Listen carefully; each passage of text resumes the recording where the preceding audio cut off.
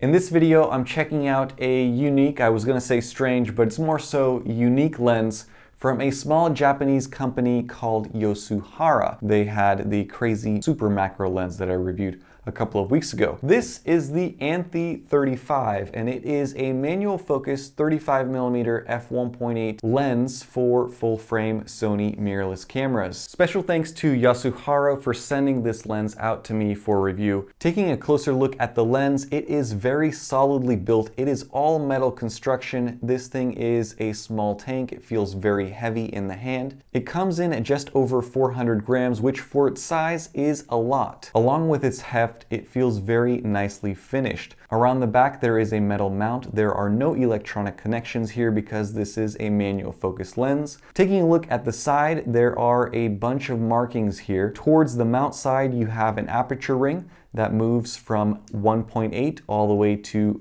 f16.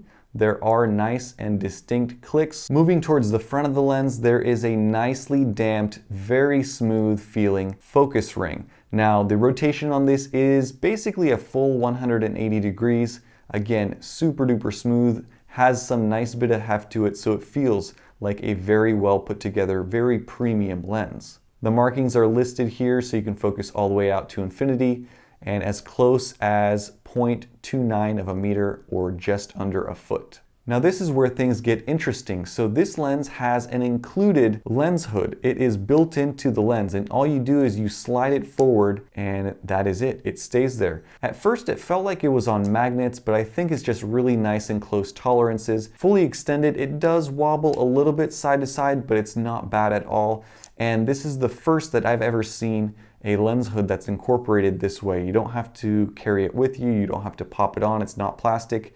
It's made out of metal. It's a part of the lens body itself, and you could slide it forward or retract it. On the lens hood is also where you'll see some branding. So again, Anthy 35, and then on the other side, Yasuhara. No other branding. It's a pretty clean lens beyond that on the sides. Now taking a look at the front of the lens, you'll see there's some markings, 52mm filter thread and a lens number. Taking a look at the front lens element, it is fairly compact. It looks like a nice dome from the side. If you look closely, you'll see the 9-bladed aperture through that front lens element. The overall construction of this lens is 9 elements in 7 groups, and mounting it on my full frame Sony a7, you see just how nicely the finish and the color matches that older style camera body. To test out this lens's performance, I took it along with my Sony a7 to a pumpkin patch with my family and some cousins, and all of these shots are handheld, straight out of the camera, JPEGs, no editing, no post-processing. Here is what this lens and this camera body can do. Ready, set, go.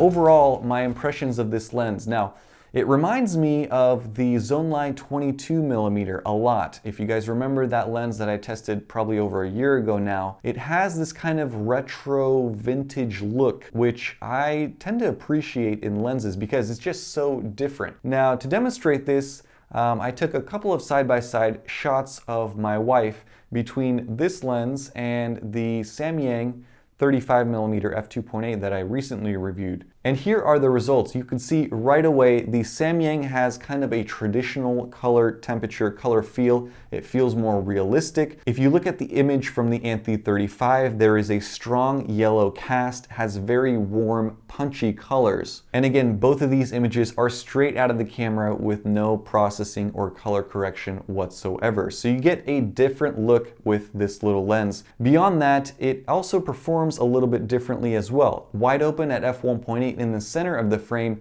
you get decent sharpness. I'm not going to say it is tack sharp. It's not going to be up there with a Sigma Prime, but it is decently sharp. Now in the corners, it's a different story because it's really not super sharp, especially in the extreme corners wide open at f1.8.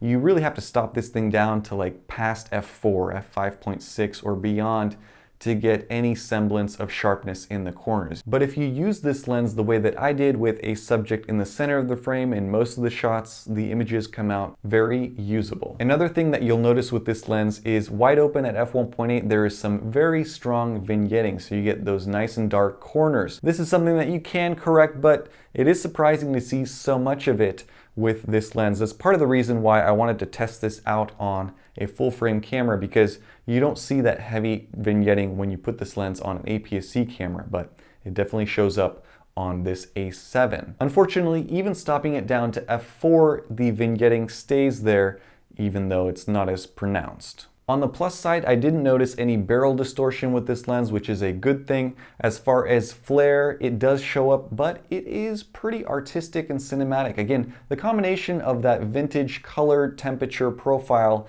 and the flaring looks very unique on this lens. In the area of bokeh, this lens performs exceptionally well in the center, but you'll notice as you move away from the center, the bokeh balls turn into bokeh ovals, which is pretty typical of manual focus or cheaper manual focus lenses. The last thing that I'll mention with this lens is as you rack focus from one side to the other, there is some pretty significant focus breathing. If you are planning on using this for video, it's not ideal, but for photography, it is perfectly fine. I think that's it. I think I covered everything that I wanted to talk about. So in summary, it's a very well-built lens. It's unique because it has that built-in lens hood, has some very unique vintage colors, very warm, yellow cast. There are definitely sharper lenses for the same amount of money, but this isn't trying to be the sharpest lens out there. It's just trying to be a different lens, a unique lens with a cool little built-in lens hood. So I have to say it's a cool one to check out. If you guys are interested in checking out more information about this lens or possibly purchasing it, as usual, I will post links down in the description below. Let me know what you guys thought of the samples from this lens. Would you use a lens such as this one that has kind of a yellow, warmish tone, or do you prefer to edit your photos and give it that warmer tone if you want to? Leave those comments down below. As always, thank you guys so much for all of your comments, all of your likes, and your support. Stay tuned for more, and have a nice day. Bye-bye.